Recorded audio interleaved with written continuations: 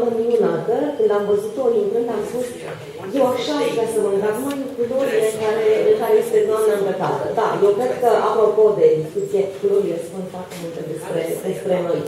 Și nu trebuie să ne temem nici de kilogramele apărute după Paște. Toți trecem prin ele. Nu este cazul să vă faceți o grijă, să ne formulăm cu mare drag. Cu mare drag. Doamna ambasador, Thenjiwe Ethel Mtintso, este ambasador al Africii de Sud în România. Este o invitată absolut specială a zilei de astăzi. Vă ascultăm și vă mulțumim anticipat. Well, thank you very much, Irina, and thank you very much for having me here, and thank the other panelists, and thank all of you for having waited until this time, 1.5 hours later. I think that I should start by saying a few things. The first one is, of course, you can see I'm quite different. Very conspicuously so, very different. And so my approach will also be a little bit different, not very. Secondly, I'm a South African, and I'm a South African black woman, and I was born into apartheid, and from birth I was forced to do certain things. And one of those things is to take power when I get it, when I see it. So I've seen power here, that Christina, who was supposed to speak before me, is not here, so I can take Christina's time and use it for my own presentation. So I thought I should clarify this. The third one is that I was quite stressed about having to come here. The organizers can attest, because the topic was a little bit complex for me. I'm not very good in this area of entrepreneurs. I've been a gender activist for a very, very long time, but entrepreneurs, no. So I did research, and I didn't sleep last night. I wrote a paper, and I'm very particular. I'm going to give you this paper so that it can be published wherever it is going to be published. And because the ladies before me have spoken so well, and there are so many things they've said, I'm not going to go into what I was going to do, including the attempts here at defining what patriarchy is, as Roxandra has done, and why we're where we are, including what Andrea also talked about, the politics and entrepreneurship. Is there a versus, or is it together? I'll take a completely different approach from what I prepared. But the first part that I do want to say is that whatever it is that we do, wherever we are, we should not lose sight of the fact that we are dealing with patriarchy. It's not so much that women in business cannot access or cannot progress, or women cannot be leaders. It's the whole system of patriarchy. And patriarchy is that system of male domination. And the enemy is not the man, or we do love the men. It is the system itself. Because that system into which we are born defines the roles that we're going to play in society. That men, as Roxandra was saying, it's not natural, but they've been socialized to believe and to act in that dominant way. And women have been socialized to believe and to act in that kind of subservient way. So whatever it is that we're trying to do, we should not mistake it for wanting to be equal to men, because we don't really want to be equal to men.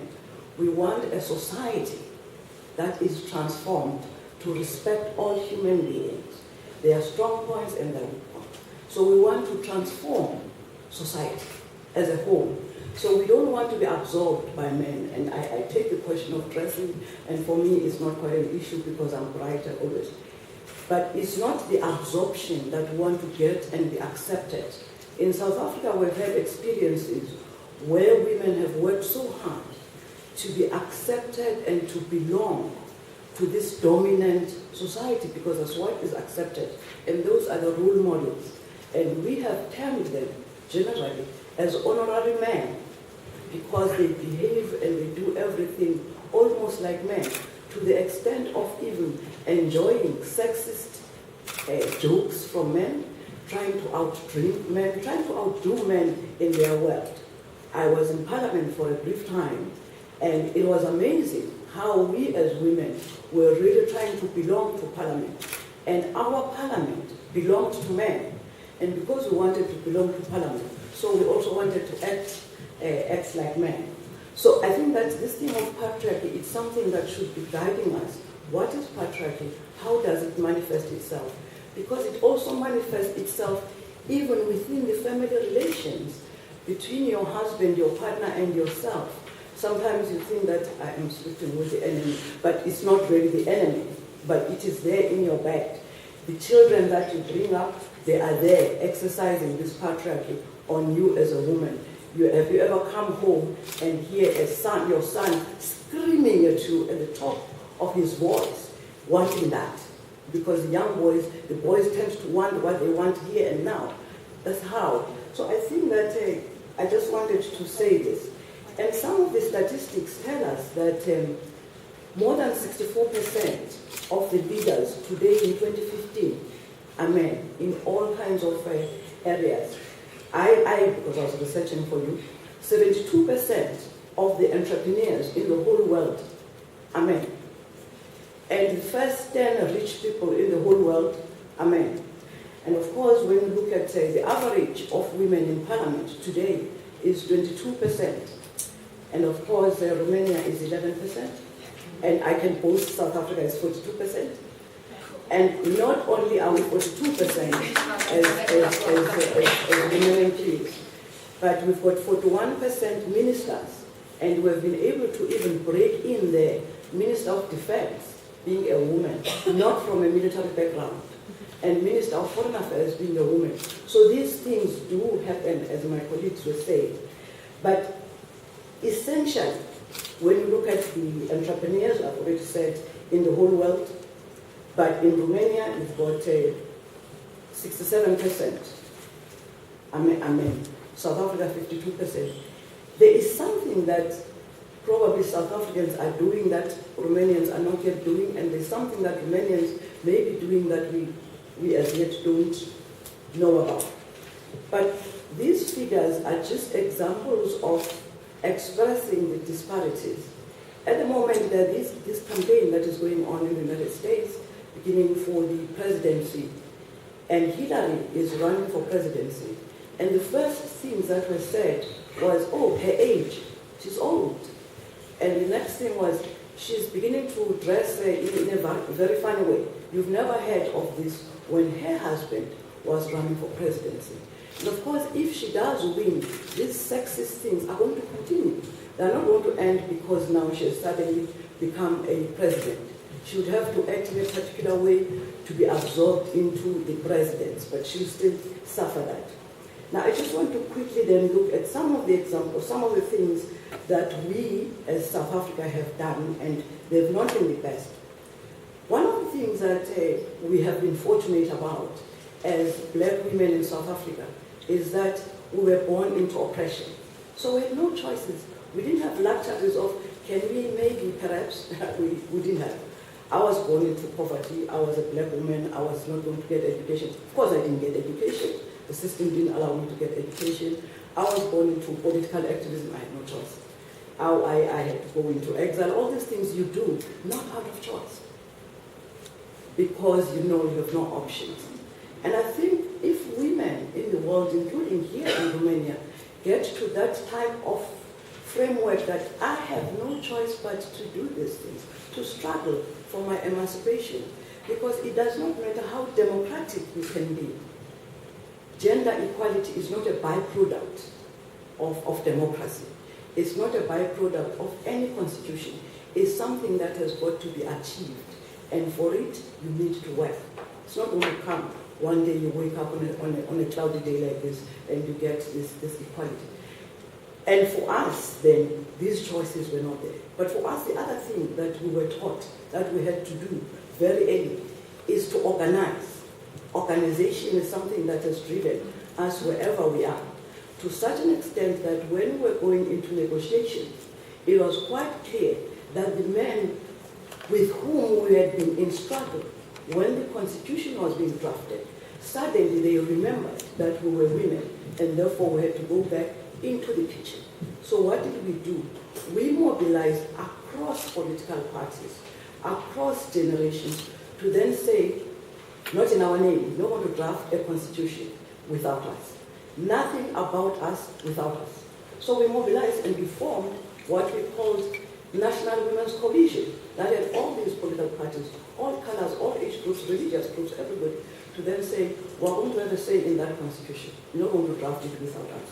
Thanks to the constitution then, women were able to access parliament, but not in big numbers. This is why one of the organizations decided that quotas will work. I know that it's a big debate in the EU, this issue of quotas. It's not a one-size-fits-all in all the countries. I know here that people have told me the difficulties of quotas from the past. But for us, they worked. But one of the things that we did, even with quotas, it was not only the question of accessing parliament, it's what you do when you get into that parliament. So it's not just the figures alone that we've got so many women. No, it's what do they do? And the what do they do was also facilitated by us women inside and outside the Women's Coalition to then say the environment in parliament has got to change. You can't continue as if there are no women. For instance, a simple thing, when we arrived, there were no toilets for women, just no toilets. So we had no problem, we just went into the men's toilets. And it was their business, what they were going to do. And then there were no child care facilities.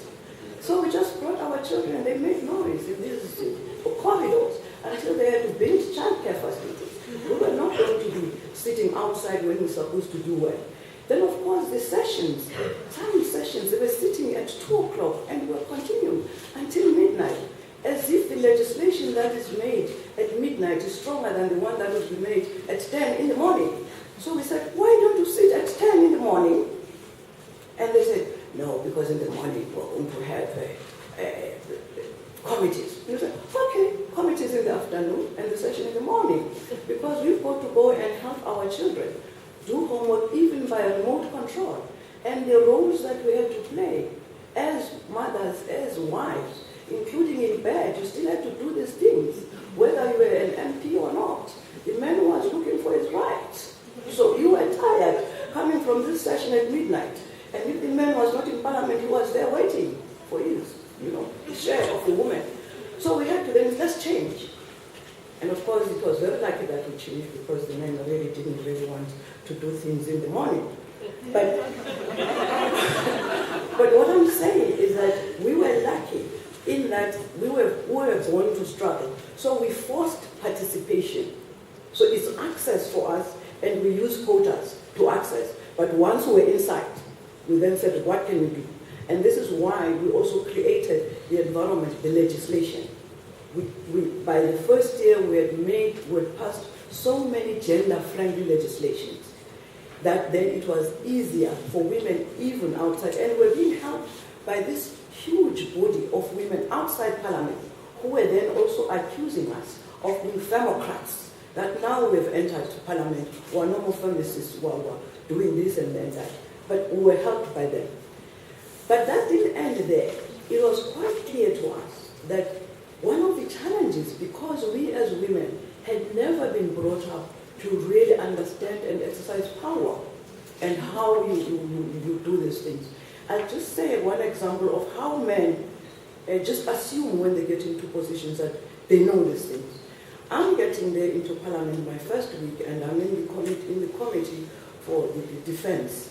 And I'm wearing my high heels, and I'm an untidy person generally. But this time I was wearing the suits because I was an MP, and I was wearing high heels and carrying an attaché bag and my handbag so that I was an MP who could sit.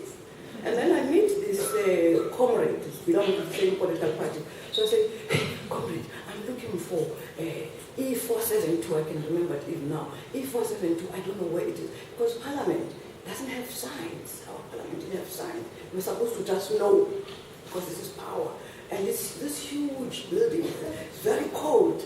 And then this comrade who's walking in his grey suit and also carrying an attaché, which is very expensive, and I'm wondering, oh, he already has an expensive attaché, and I'm looking at mine. And he says to me, oh no, now, you just go to the left, to the right, and you go down and you go up there. Okay, by now I'm sweating, of course. Okay, correct. And then I'm writing, I'm going left, right, down, up. I don't know if was it to me. After about 20 minutes of getting lost in Parliament, I'm late, of course. And finally, I find the venue, and the chairperson was a man, and the doors of Parliament went open. And so they goes to, and everyone is good. By this time, I'm untidy, my files are falling, my book is going this way, and anyway, I sit down, I've made it. 10 minutes later, the grey suit arrives. He was lost. He was coming to the same. But he was not going to tell me that he also is lost. He was not going to tell me that he does not know where he's going with that fool. But he got even more lost. We could have gone together. I'm just making this example that when you get into these situations, men will act in a different way because of their own upbringing. So the third thing that we thought was necessary to do is transformation. That's why we started with the childcare and everything and the legislation. And then we began with the language of Parliament, to say the language that you're using is not parliamentary and all these things. And we could see, I did research about 5 years later to see what impact did we make as women.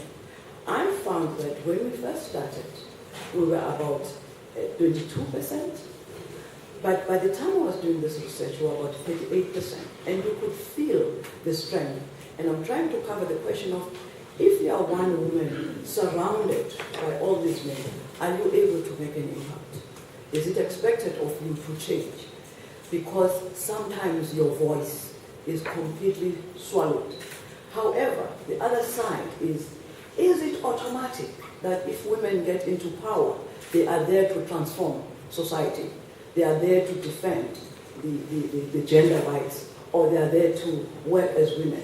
Because in our case, there were women who, when they entered, they then said, I'm here in my own right. I'm not representing women. I'm an MP. I'm a politician. Why should I be labeled? Why is it that there's an expectation on me to bring changes for women? I'm not here for women. So also that we need to be looking at balancing. And the last thing for us as South Africa has been to look at patriarchy and the solutions to patriarchy, not in isolated, that the entrepreneurs, the politicians, the diplomats, the rural women, who have looked at it in a way that is holistic. This is why you'd find in South Africa, we form organizations wherever we are. Women in diplomacy, women in mining, women in whatever, women in the judiciary, women wherever. Arrive there, you look at women and say, let's come together, let's look at this situation. How can we change this situation? And because of our background of activism, we're able to act. And once you have these formations, women entrepreneurs, the 52% we're talking about, they've come together to form a body of women entrepreneurs. But we have an interlinkage between women entrepreneurs and all the women in the various formations in what we call progressive women's movement. Because we share, and when there are campaigns that, especially on violence against women, we campaign together. So there's no one that thinks that you can grab one part of patriarchy. Because patriarchy is like an amoeba and a chameleon. It spreads like that. And when it gets to one part, it changes colors. So you think that, oh no, patriarchy is gone. No, it has just adapted itself. If it's in parliament, it adapts itself to parliament. If it's in business, it adapts. So if at all you are not aware what you are dealing with, you will not be aware that this thing exists. It's just that it has taken a different form. But the content is the same. The content is the same for women in Europe as women in Africa. Never mind the fact that most of the time, what you see in the media are us African women with many children on our backs and things that we're carrying, and other children and feeding, and we're running away from all kinds of things.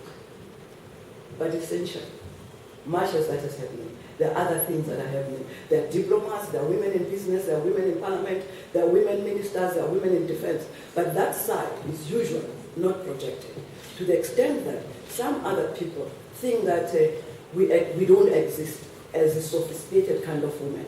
And this is why it's important, the women's movement internationally coming together and sharing these experiences, because we can learn a lot, in my view, from each other.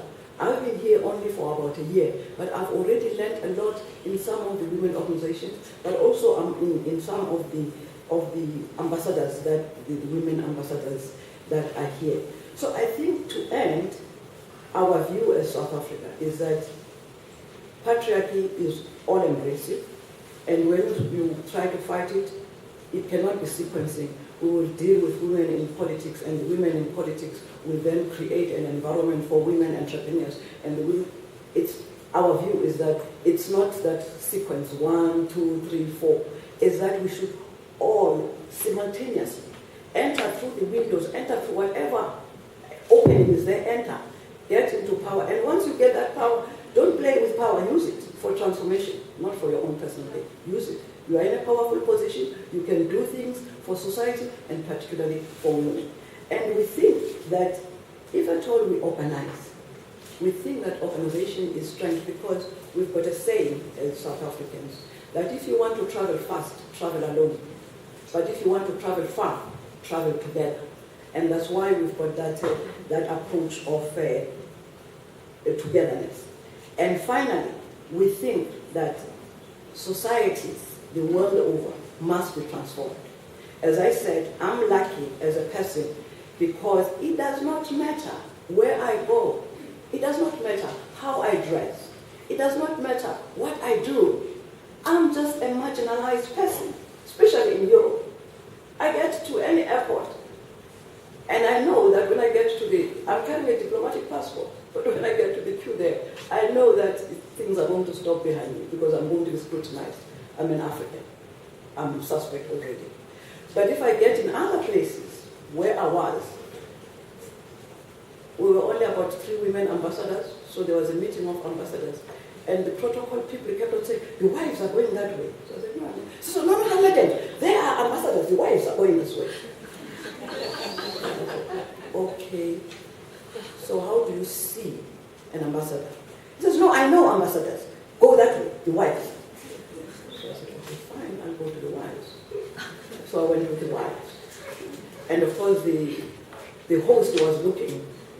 Fortunately, because I'm bright, they could not see this bright color. So finally, they find me sitting with the wife. Ambassador, what are you doing here? No, I'm a wife, I'm my wife. But I don't have a wife, I don't have a husband. So I'm my wife. I said, what do you mean? I said, they told me the wives are coming this way. And because anyway I don't have a wife, I thought I should be a wife. And that's where I'm sitting.